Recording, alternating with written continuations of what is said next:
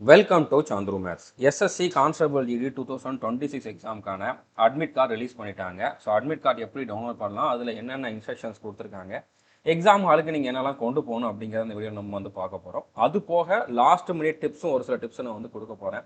கடைசி நேரத்தில் நீங்கள் என்னெல்லாம் பண்ணலாம் அப்படிங்கிறதையும் வந்து பார்க்க போகிறோம். ஸோ வீடியோவை ஸ்கிப் பண்ணாமல் ஃபுல்லாக பாருங்கள். ஓகே, ஃபஸ்ட்டு அட்மிட் கார்டு எப்படி டவுன்லோட் பண்ணலாம் அப்படின்னா, எஸ்எஸ்சியோட அஃபிஷியல் வெப்சைட் வந்து ஓப்பன் பண்ணிக்கோங்க. ssc.gov.in அப்படிங்கக்கூடிய எஸ்எஸ்சியோட வெப்சைட்டை ஓப்பன் பண்ணிவிட்டு அதில் லாகின் அப்படிங்கக்கூடிய ஆப்ஷனை சூஸ் பண்ணிவிட்டு உங்களோட ரிஜிஸ்ட்ரேஷன் நம்பர் பாஸ்வேர்டை போட்டுட்டு கேப்சா கோடை என்ட்ரு பண்ணிவிட்டு லாகின் பண்ணுங்கள். ஸோ லாகின் பண்ணதுக்கப்புறம் கீழே வந்து பார்த்தீங்கன்னா அட்மிஷன் சர்டிஃபிகேட்னு ஒரு ஆப்ஷன் இருக்கும். இதை வந்து ஓப்பன் பண்ணுங்கள். இதை ஓப்பன் பண்ணிவிட்டு என்ன எக்ஸாம் என்ன இயர் அப்படிங்கிற சூஸ் பண்ணணும். ஸோ இதில் வந்து நீங்கள் கான்ஸ்டபிள் ஜிடி 2026 அடுத்ததாக வந்து 26 அப்படிங்கக்கூடிய இயரை கொடுத்துட்டு செக் ஸ்டேட்டஸ் கொடுத்தீங்க அப்படின்னா இதில் வந்து உங்களுக்கு ஆல்ரெடி நீங்கள் எக்ஸாம் டேட் செக் பண்ணீங்கல்ல, அது எல்லாமே வரும். ஸோ அதுக்கப்புறம் கீழே இந்த மாதிரி அட்மிஷன் சர்டிஃபிகேட் வந்திருக்கும். இந்த பாக்ஸை செலக்ட் பண்ணிவிட்டு டவுன்லோட் அட்மிஷன் சர்டிஃபிகேட் கொடுத்தீங்க அப்படின்னா உங்களுடைய அட்மிட் கார்டு, அதாவது ஹால் டிக்கெட் வந்து டவுன்லோட் ஆகிடும். இது எல்லாருக்குமே இப்போ காட்டாது. உங்களுக்கு எக்ஸாம் டேட் என்ன அப்படிங்கிறத பாருங்கள். இதுக்கு 2 அல்லது 3 நாளைக்கு முன்னால் தான் எக்ஸாம்க்கான அட்மிட் கார்டு வந்து உங்களால் டவுன்லோட் பண்ணிக்க முடியும். ஓகே, 2 நாளைக்கு மேலே கண்டிப்பாக வந்துடும். 3 நாளைக்கு மேலே வரதுக்கான சான்சஸ் கம்மி. இப்போ 28ஆம் தேதி யாருக்கெல்லாம் எக்ஸாமோ அவங்களுக்கு இன்றைக்கி வந்துடும். ஸோ அதே மாதிரி உங்களுக்கு என்றைக்கு எக்ஸாமோ அதுக்கு 2 நாளைக்கு முன்னால் செக் பண்ணி பாருங்கள், அட்மிஷன் சர்டிஃபிகேட் வந்திருக்கும். ஓகே, ஸோ இதை நீங்கள் கிளிக் பண்ணி டவுன்லோட் பண்ணிக்கலாம். கிளிக் பண்ணிவிட்டு ப்ரொசீட் டு டவுன்லோட் கொடுத்தீங்க அப்படின்னா டவுன்லோட் ஆகிரும். இதில் என்னென்ன இன்ஸ்ட்ரக்ஷன்ஸ் கொடுத்துருக்காங்க அப்படிங்கிறத பார்க்கலாம். ஓகே, இதில் வந்து உங்களோட டீட்டெயில்ஸ் எல்லாமே கொடுத்துருப்பாங்க. ரோல் நம்பர், ரிஜிஸ்ட்ரேஷன் நம்பர் எல்லாமே கொடுத்துருப்பாங்க. லாங்குவேஜ், நீங்கள் எக்ஸாமுக்கு எந்த லாங்குவேஜ் சூஸ் பண்ணீங்க அப்படிங்கிறது இங்கே இருக்கும். தமிழ் சூஸ் பண்ணிங்கன்னா நீங்கள் தமிழில் தான் கொஷினை ஒன்றையும் அட்டன் பண்ணுற மாதிரி இருக்கும். ஓகே, இங்கிலீஷ் சூஸ் பண்ணியிருந்தீங்கன்னா இங்கிலீஷில் தான் அட்டன் பண்ணுற மாதிரி இருக்கும். நான் தமிழ் சூஸ் பண்ணியிருக்கேன், இங்கிலீஷ் பார்த்துக்கலாமான்னா பார்த்துக்கலாம், ஆனால் அட்டன் பண்ணுறது தமிழில் தான் அட்டன் பண்ணணும். இப்போ நியூ ரூல் படி அதுதான் கொண்டு வந்திருக்காங்க. ஓகே, அந்த மாதிரி தான் வந்து ரூல் வந்து புதுசாக கொண்டு வந்திருக்காங்க. ஓகே, அதுக்கப்புறம் உங்களுக்கு எங்கே எக்ஸாம் அப்படிங்கிறது வந்து பார்த்தீங்கன்னா அடுத்த பேஜில் இருக்கும். அதாவது என்னைக்கு எந்த டைமில் உங்களுக்கு எக்ஸாம் அப்படிங்கிறத கொடுத்துருப்பாங்க. இப்போ இவருக்கு வந்து பார்த்தீங்கன்னா 28ஆம் தேதி 2வது ஷிஃப்ட்டு மதியானம் 1 மணிலேருந்து 2 மணி வரைக்கும் இவருக்கு வந்து எக்ஸாம். ஆனால் ரிப்போர்ட்டிங் டைம் வந்து பாருங்கள், 1 மணிக்கு தானே எக்ஸாம். நம்ம வந்து ஒரு 12:45 உள்ளே போகலாம்னு நினச்சிட்டு போனீங்கன்னா உள்ளே அலோவ் பண்ண மாட்டாங்க.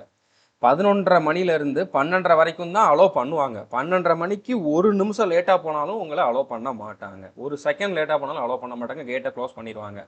நீங்கள் உங்களுக்கு எப்போ எக்ஸாம் ஸ்டார்ட் ஆகுதோ அதுக்கு அட்லீஸ்ட் 1 ஹவர் முன்னாலேயே உள்ளே போயிருங்க.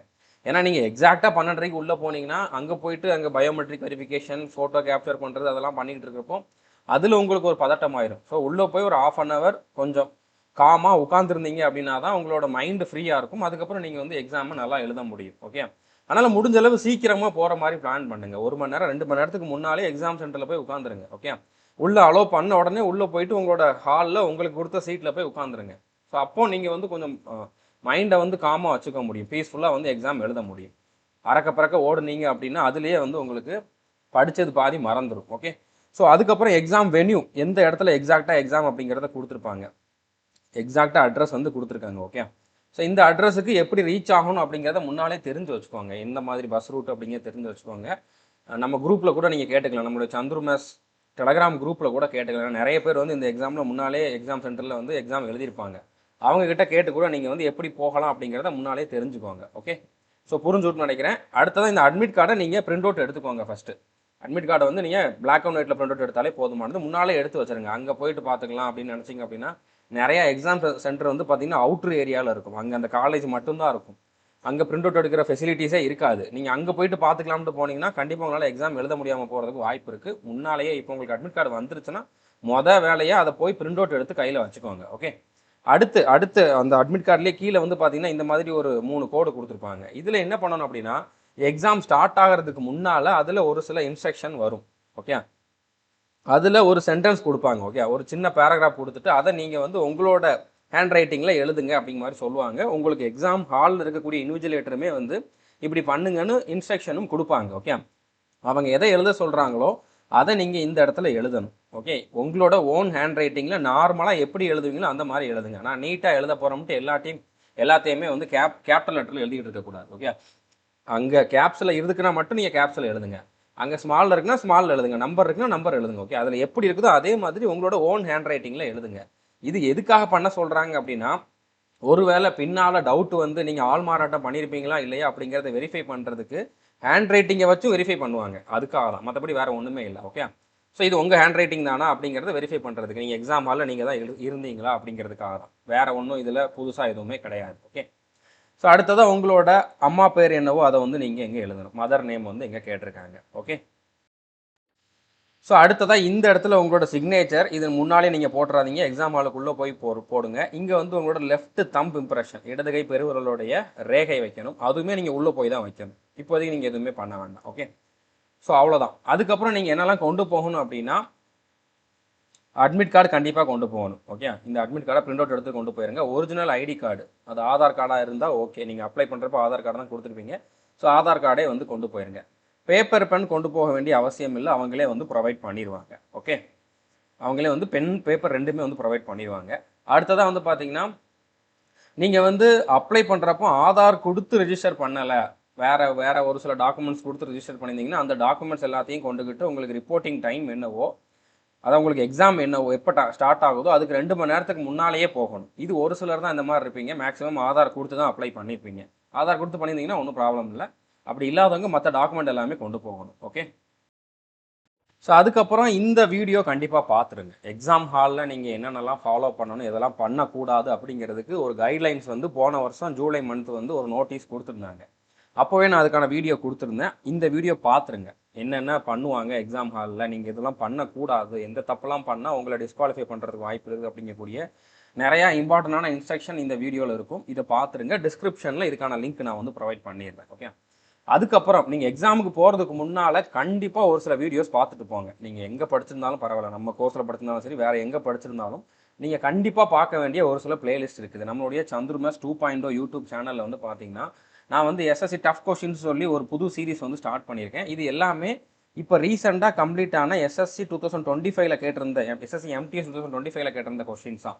அதில் ரீசனிங் மேத்ஸ்லேருந்து வித்தியாசமாக என்னெல்லாம் கேட்டிருந்தாங்களோ அது எல்லாத்தையுமே இதில் கொடுத்துருக்கேன். கண்டிப்பாக இது வந்து உங்களுக்கு எஸ்எஸ்சி ஜிடிலையுமே இதே மாதிரி ரிப்பீட் ஆகும்.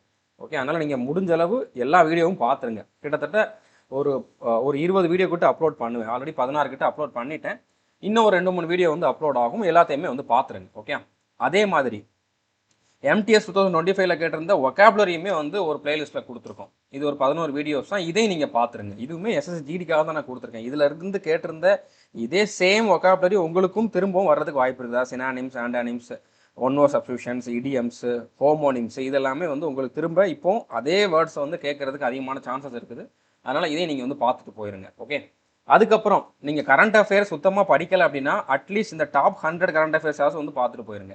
2025 ஒவ்வொரு மந்த்துக்குமே ஒரு வீடியோ வந்து கொடுத்துருப்போம். ஒரு மந்த்துக்கு 100 கொஸ்டின் அப்படி மாதிரி கொடுத்துருப்போம். இதையும் நீங்கள் வந்து பார்த்துருங்க. ஓகே.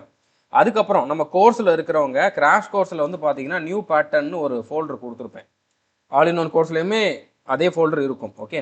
ஸோ அதில் வந்து பார்த்தீங்கன்னா இப்போ டாப் 100ல் 2026 கரண்ட் அஃபேர்ஸ் வந்து அப்லோட் பண்ணியிருக்கேன். ஓகே.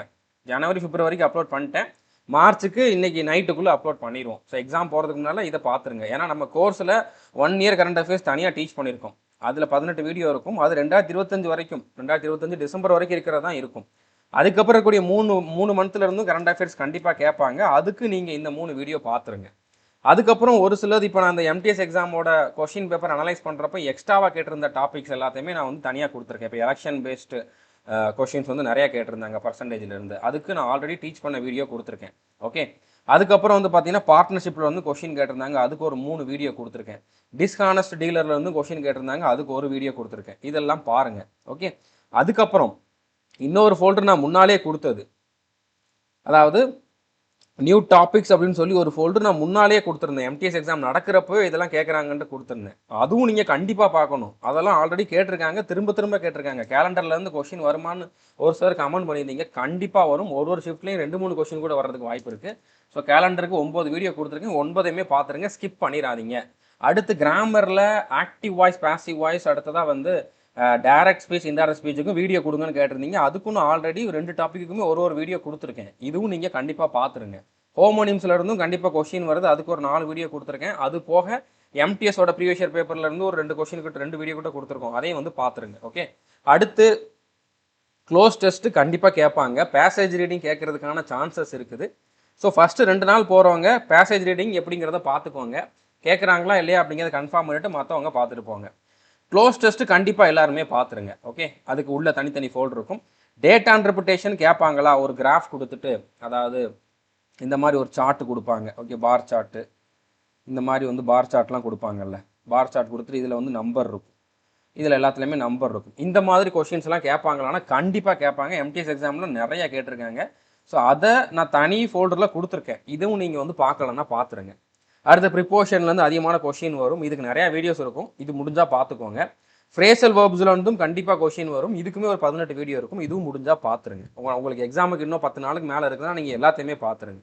நாளை கழிச்சு எக்ஸாம் எழுத போகிறவங்க எவ்வளோ முடியுமோ அவ்வளோ பார்த்துட்டு போங்க. ஓகே, அடுத்ததாக ஜாமெட்ரியிலேருந்து ஃபஸ்ட்டு 2 நாள் எக்ஸாம் எழுத போகிறவங்க கண்டிப்பாக பார்த்துருங்க. ஏன்னா இதை கேட்குறதுக்கு வாய்ப்பு இருக்குது. எம்டிஎஸ் எக்ஸாமில் சிலபஸில் இருக்குது, பட் ஜிடியில் சிலபஸில் இல்லை. ஆனால் எம்டிஎஸில் கேட்டனால ஜிடியில் கேட்குறதுக்கு சான்ஸ் இருக்குது, பட் சான்ஸ் கொஞ்சம் கம்மி தான். ஓகே, கிளாக் டாப்பிக்கில் இருந்து கொஷின் கேட்டிருக்காங்க. நான் ஆல்ரெடி உங்களுக்கு தெளிவாக அனலைஸ் பண்ணி தான் எக்ஸ்ட்ரா டாபிக்ஸ் கொடுத்துருக்கேன். உங்களுக்கு சேஃப் ஜோனில் உங்களை வச்சிருக்கணும், எதுவுமே உங்களுக்கு புதுசாக இருக்கக்கூடாது, எப்படி கேட்டாலும் நீங்கள் அட்டன் பண்ணணும் அப்படிங்கிறதுக்காக நான் இவ்வளோ எக்ஸ்ட்ரா கொடுத்துருக்கேன். ஓகே, நான் எல்லாத்தையுமே இந்த பிளேலிஸ்ட்டில் அப்லோட் பண்ணுவேன். அதாவது இந்த டஃப் கொஷின் சீரீஸில் வந்து எல்லாத்தையும் அப்லோட் பண்ண நினச்சிக்கிட்டு இருந்தீங்கன்னா நான் அப்படி பண்ணவே இல்லை. நான் கொடுக்காததை மட்டும்தான் அதில் அப்லோட் பண்ணியிருக்கேன். எதெல்லாம் ஆல்ரெடி இருக்குதோ அதை நான் ஆல்ரெடி கொடுத்துட்டேன். நீங்கள் இதை பார்க்காம எல்லாமே யூடியூப்பில் வரும்னு எதிர்பார்த்துக்கிட்டு இருந்தீங்கன்னா அப்படி வராது. ஓகே, ஸோ எக்ஸ்ட்ரா இருக்கிறது மட்டும்தான் யூடியூப்பில் வந்திருக்கும். புரிஞ்சிருக்குன்னு நினைக்கிறேன். இது எல்லாத்தையுமே பார்த்துருங்க. ஓகே, அதுக்கப்புறம் இப்போ நீங்கள் இவ்வளோ பார்த்தும் நம்ம எல்லாமே தெளிவாக டீச் பண்ணியிருக்கோம். இப்போ புது கொஷின்ஸ் என்னெல்லாம் கேட்கறதுக்கு வாய்ப்பு இருக்குது அப்படிங்கிறதையும் கொடுத்துருக்கோம். அதையும் தாண்டி கூட உங்களுக்கு எதுவும் புதுசாக வர்றதுக்கு வாய்ப்பு இருக்குதான்னு கேட்டிங்கன்னா வாய்ப்பு இருக்குது. ஓகே, ஏன்னா ஒவ்வொரு எக்ஸாம்லையும் ஒவ்வொரு மாதிரி கேட்குறாங்க. ஸோ அந்த மாதிரி கொஷினை பார்க்குறப்ப நீங்கள் டீமோட்டிவேட் ஆகிடக்கூடாது. உங்களை மாதிரி தான் எல்லாருமே படிச்சிருப்பாங்க. அதுவும் தமிழ்நாட்டில் நல்ல மார்க் எடுக்கிறவங்க டாப்பர்ஸ் எல்லாருமே வந்து சந்துரு மேஸில் படித்தவங்க தான். வேற ஒரு சில இன்ஸ்டியூட்டில் படித்தவங்க மார்க் எடுப்பாங்க, செலெக்ஷன் ஆவாங்க. ஆனால் 100, 120 அந்த மாதிரி மார்க் எடுக்கிறவங்க நிறைய பேர் வந்து சந்துரு மேஸில் படித்தவங்க தான். ஓகே, ஸோ நான் கொடுத்ததை தான் எல்லாரும் ஃபாலோ பண்ணியிருக்காங்க. அதை தாண்டி வேற யாரும் கொடுக்கல. ஓகே, அப்படி கொடுத்துருந்தா நீங்கள் கமெண்ட் பண்ணி சொல்லலாம், இவங்க கொடுத்துருக்காங்க சார் நீங்கள் கொடுக்கல அப்படிங்கிற மாதிரி. ஸோ அந்த அளவுக்கு நீங்கள் என் மேலே நம்பிக்கை வைக்கலாம். ஓகே, ஸோ அதை தாண்டி ஒன்று புதுசாக கேட்குறான் அப்படின்னா உங்களுக்கு தமிழ்நாட்டுக்குள்ளே தான் போட்டி. ஸோ தமிழ்நாட்டுக்குள்ளே இருக்கக்கூடிய ஸ்டூடெண்ட்ஸுக்கு எல்லாருக்குமே அது புதுசாக தான் இருக்கும், யாருமே அதை அட்டன் பண்ண மாட்டாங்க. அதனால் புதுசாக ஒன்று கேட்டுட்டான், இல்லைனா ஒரு 5 கொஷின் புதுசாக கேட்டான்னா கூட பிரச்சனை இல்லை. நான் ரீசனிங்கில் ஃபுல் மார்க் எடுக்கலாம்னு நினச்சிக்கிட்டு இருந்தேன், ஆனால் அதில் 5 கொஷின் புதுசாக வந்துருச்சு, என்னால் வந்து 5 கொஷின் அட்டனே பண்ண முடியலனாலும் ப்ராப்ளம் இல்லை. ஓகே, உங்களால் அட்டன் பண்ண முடியலன்னா மற்றவங்களாலையும் அட்டன் பண்ண முடியாது. ஸோ அவங்களுக்கும் அந்த இடத்துல மார்க் வராது. அந்த மாதிரி நீங்கள் வந்து திங்க் பண்ணுங்க. ஓகே, ஸோ அதனால் ஒன்று புதுசாக இருக்குதுன்னா அது உங்களுக்கு மட்டும் புதுசு இல்லை, எல்லாருக்குமே புதுசு தான். கான்ஃபிடென்ட்டாக இருங்க. புதுசாக வந்தால் நீங்கள் அதை ஸ்கிப் பண்ணுங்கள், அவ்வளோதான். தெரிஞ்சால் அட்டன் பண்ணுங்கள், தெரியலனா ஸ்கிப் பண்ணுங்கள். நிறையா கொஷின் புதுசாக வந்தாலும் அதை வச்சு நீங்கள் கவலைப்பட்டுக்கிட்டு அந்த இடத்துல ஃபீல் பண்ணிக்கிட்டு இருந்துட்டு டைமை வேஸ்ட் பண்ணிடாதீங்க. ஓகே, அதுக்கப்புறம் இதில் நெகட்டிவ் மார்க்கு கம்மி தான். ஒரு கொஷினை கரெக்டாக அட்டன் பண்ணால் 2 மார்க்கு, தப்பாக அட்டன் பண்ணால் 0.25 தான் நெகட்டிவ் மார்க்கு. ஸோ நீங்கள் வந்து மொத்தத்திலே வந்து பார்த்தீங்கன்னா 8 கொஷினை தப்பு பண்ணாதான் உங்களுக்கு ஒரு கொஷினுக்கான அந்த கரெக்டான ஆன்சர் என்னவோ அது வந்து மைனஸ் ஆகும், அது வந்து மைனஸ் ஆகும். ஸோ இதை வந்து நீங்கள் அசால்ட்டாக எடுத்துக்கக்கூடாது. நான் எல்லாத்தையும் அட்டன் பண்ணுறோம்ட்டு எடுக்கக்கூடாது. ஓகே, உங்களுக்கு நீங்கள் இதில் ஓரளவு நல்ல மார்க் எடுக்கிற அளவுக்கு அட்டன் பண்ணிட்டீங்க, அடுத்து ஒரு 5-6 கொஷின் தான் மிச்சம் இருக்குதுன்னா நீங்கள் ரிஸ்க் எடுத்து ட்ரை பண்ணலாம். இங்கி பிங்கி பாங்கி போட்டு வந்து அட்டன் பண்ணலாம். எனக்கு நான் அட்டன் பண்ணதே பாதி தான், மிச்ச பாதி கொஷினை நான் வந்து இந்த மாதிரி சும்மானாலும் அடிச்சு விட்றோம்னா அதில் உங்களுக்கு ஒரு நிறைய மார்க் வந்து மைனஸ் ஆகிறதுக்கு வாய்ப்பு இருக்குது. 50-50 சான்ஸ் இருக்குது. நான் வந்து இதில் இந்த கொஷின் படிச்சிருக்கேன், ஆனால் கொஞ்சம் மறந்துருச்சு, ஜிகே கொஷின் எடுத்துக்கோங்க. இந்த 2 ஆப்ஷன் வராதுன்னு எனக்கு தெரியும், ஆனால் இந்த 2ல் 1 தான் அப்படிங்கிறதும் தெரியும். அப்போ அந்த 2ல் 1 அப்படிங்கக்கூடிய அந்த சிச்சுவேஷனில் நீங்கள் ரிஸ்க் எடுக்கலாம், 2ல் 1 சூஸ் பண்ணலாம். ஓகே, ஆனால் எல்லா கொஷினையும் நான் சும்மானாலும் அடிச்சு விட்றேன் அப்படிங்கிறது வந்து அது நம்ம கணக்குலேயே அது வராது. ஓகே, படிக்காமல் பண்ணுறவங்க பண்ணலாம், எதுவுமே படிக்காமல் பண்ணுறவங்க பண்ணலாம். பட் நீங்கள் ஓரளவு படிச்சிருக்கீங்க அப்படின்னா நெகட்டிவ் மார்க் வராத மாதிரி பார்த்துக்கோங்க. 0.25நாலும் மைனஸ் ஆகுது. 0.25 மார்க்கில் எத்தனை பேருக்கு போஸ்டிங் கிடைக்காம போயிருக்கு, எத்தனை பேருக்கு அவங்களுக்கு பிடிச்ச போஸ்டிங் கிடைக்காம போயிருக்குன்னு தெரியுமா உங்களுக்கு? ஸோ அப்படின்னால நெகட்டிவ் மார்க்கை முடிஞ்ச அளவு அவாய்ட் பண்ணுங்கள். நீங்கள் மார்க் டெஸ்ட் போடுறப்போ வந்து பார்த்தீங்கன்னா மைனஸ் மார்க் வராத மாதிரியே பார்த்துக்கோங்க. ஓகே, அடுத்து எந்த ஆர்டரில் அட்டன் பண்ண போகிறீங்க அப்படிங்கிறத நீங்கள் தெளிவாக இருக்கணும். இப்போ நடக்க போகிற எஸ்எஸ்சி ஜிடிக்கு வந்து பார்த்தீங்கன்னா செக்ஷனல் டைமிங் கிடையாது. நீங்கள் எந்த டைம் வேணாலும் எந்த கொஷினை வேணாலும் அட்டன் பண்ணிக்கலாம்.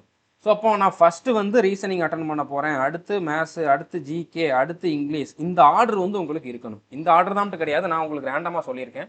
பட் என்னோட ரெக்கமெண்டேஷன் எப்படி இருக்கும் அப்படின்னா, ஃபஸ்ட்டு ஒரு 10-15 நிமிஷத்துக்குள்ளே வந்து பார்த்தீங்கன்னா நீங்கள் ஜிகே, இங்கிலீஷ் 2யுமே கம்ப்ளீட் பண்ணிடுங்க.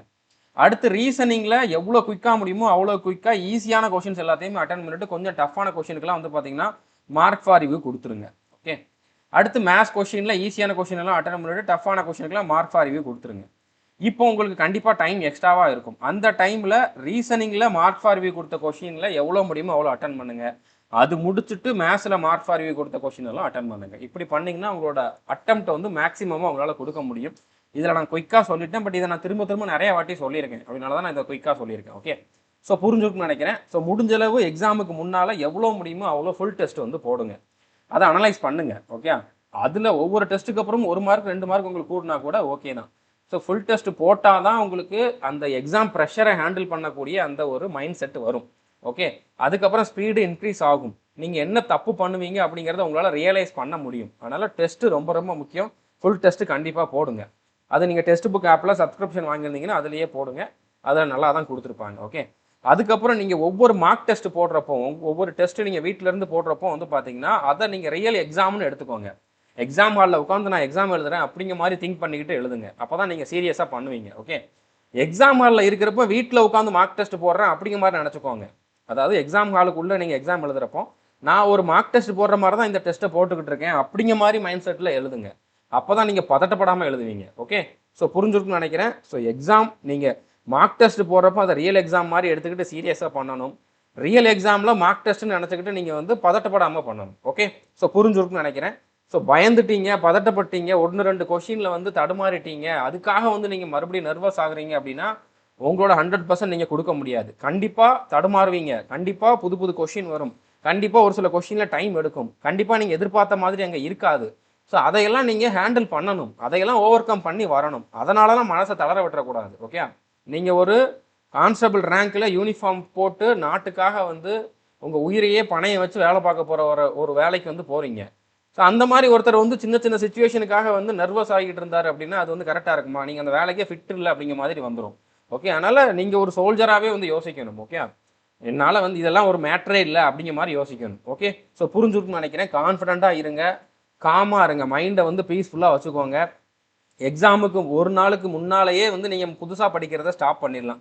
அட்லீஸ்ட் எக்ஸாம் அன்னைக்காவது நீங்கள் புதுசாக எதுவும் படிக்காதீங்க. ரிவிஷன் பண்ணுறீங்கன்னா ஓகே, அன்னைக்கு உட்காந்து புதுசாக நான் வந்து கரண்ட் அஃபேர்ஸ் ஃபுல்லாக பார்த்துக்கிட்டு இருக்கேன், இல்லைனா அன்னைக்கு உட்காந்து நான் ஒரு டாப்பிக்கே புதுசாக படிச்சுக்கிட்டு இருக்கேன் அப்படின்னு பண்ணிங்கன்னா உங்களுக்கு அப்போதைக்கு படிக்கிற அது மட்டும்தான் மைண்டில் நிற்குமே தவிர பழசெல்லாம் வந்து உங்களுக்கு அந்த நேரத்தில் வந்து மறக்கிறதுக்கு வாய்ப்பு இருக்குது. ஓகேவா? ஸோ அதனால் எக்ஸாம் ஹாலுக்கு போகிறதுக்கு முன்னால் எதையும் உட்காந்து புதுசாக படிச்சுக்கிட்டு இருக்காதிங்க. அங்கே ஹாலுக்கு வந்தவங்க உங்களுக்கு தெரிஞ்சவங்க யார் இருந்தாங்கன்னா பேசிக்கிட்டு இருங்க, தெரியாதவங்கனாலும் அவங்ககிட்ட கொஞ்சம் நேரம் சும்மா பேசிக்கிட்டு இருங்க, ரிலாக்ஸாக இருங்க. ஓகே, எக்ஸாம் ஸ்டார்ட் ஆகிறதுக்கு ஒரு 10 நிமிஷம் 20 நிமிஷத்துக்கு முன்னாலே நீங்கள் கம்ப்யூட்டர் முன்னால் போய் உட்காந்துருவீங்க. அப்போவுமே நீங்கள் வந்து காமாக இருங்க. ஓகே, கண்ணை மூடி நல்லா மூச்சை இழுத்து விட்டு காமாக இருங்க. ஓகே, மைண்டை வந்து பீஸ்ஃபுல்லாக வச்சுக்கோங்க. ஓகே, புரிஞ்சுருக்குன்னு நினைக்கிறேன். சாப்பாடு கரெக்டாக சாப்பிடுங்க. நான்வெஜ்ஜு ஆயிலி ஃபுட்டெல்லாம் அதிகமாக சாப்பிட்டு வெயில் டயத்தில் வந்து லூஸ் மோஷன் ஆயிடுச்சு, ஃபுட் பாய்சன் ஆயிடுச்சு, வாமிட் ஆயிடுச்சு அப்படின்னா அதனாலேயே உங்களால் வந்து சரியாக எக்ஸாம் எழுத முடியாமல் போகிறதுக்கு வாய்ப்பு இருக்குது. எக்ஸாம் எழுத போக முடியாமல் போகிறதுக்கும் வாய்ப்பு இருக்குது. அதனால் லைட் ஃபுட்டாக எடுத்துக்கோங்க, ஹெல்த்தியான ஃபுட்டாக எடுத்துக்கோங்க. ஆயிலி ஃபுட்டு, அதுக்கப்புறம் எண்ணெயில் பொறிச்சு அந்த மாதிரி நான்வெஜ் அந்த மாதிரி இதெல்லாம் வந்து எக்ஸாமுக்கு முன்னால் கொஞ்சம் கம்மி பண்ணிக்கோங்க. ஒரு 2-3 நாளைக்கு முன்னால் கொஞ்சம் கம்மி பண்ணிக்குவாங்க. ஓகே, அதுக்கப்புறம் நல்லா தூங்குங்க. தூங்காமல் உட்காந்து படிச்சுக்கிட்டு இருக்கிறதுல எந்த யூஸுமே கிடையாது. எக்ஸாமுக்கு 2 நாளைக்கு முன்னால் இருந்தே நீங்கள் வந்து 8 மணி நேரம் மினிமம் தூங்கிடுங்க. ஓகே, அப்போ தான் உங்கள் மைண்ட் எக்ஸாம் ஹாலில் போய் கரெக்டாக வேலை செய்யும். அதுக்கப்புறம் உங்களுக்கு எந்த டேட்டில் எந்த ஷிஃப்ட்டில் எக்ஸாம்னு தெரிஞ்சிருச்சுன்னு வச்சுக்கோங்களேன். அதான் இப்போ 1 மணிலேருந்து 2 மணி வரைக்கும் தான் எனக்கு எக்ஸாம் அப்படின்னா நீங்கள் ஒரு 2-3 நாள் வந்து பார்த்தீங்கன்னா இந்த டைமில் மார்க் டெஸ்ட்டை போடுங்க. ஓகே, இந்த டைமில் நீங்கள் உட்காந்து ஃபுல் டெஸ்ட்டு அட்டன் பண்ணுங்கள். ஓகே, அப்போ தான் உங்களுக்கு அந்த டைமில் எக்ஸாம் எழுதணும் அப்படிங்கக்கூடிய ஒரு மைண்ட் செட் வந்து எக்ஸாம் ஹாலில் போகிறப்போ வரும். ஓகே, ஸோ அதுக்கு நீங்கள் அடாப்ட் பண்ணிக்க முடியும். இது முன்னாலேயே தெரிஞ்சிச்சுன்னா 10 நாளைக்கு முன்னாலே பண்ணலாம். பட் 10 நாளைக்கு முன்னால் டைம் தெரியலை அப்படிங்கிறனால நீங்கள் அட்லீஸ்ட் உங்களோட அட்மிட் கார்டில் உங்களோட டைம் தெரிஞ்சிருச்சு அப்படின்னா நீங்கள் அதுக்கு ஒரு 2 நாளைக்கு 3 நாளைக்கு முன்னால் இருந்தே இந்த டைமில் கண்டிப்பாக டெஸ்ட்டை வந்து போட்டு பார்த்துருங்க. ஓகே, ஸோ புரிஞ்சுருக்குன்னு நினைக்கிறேன்.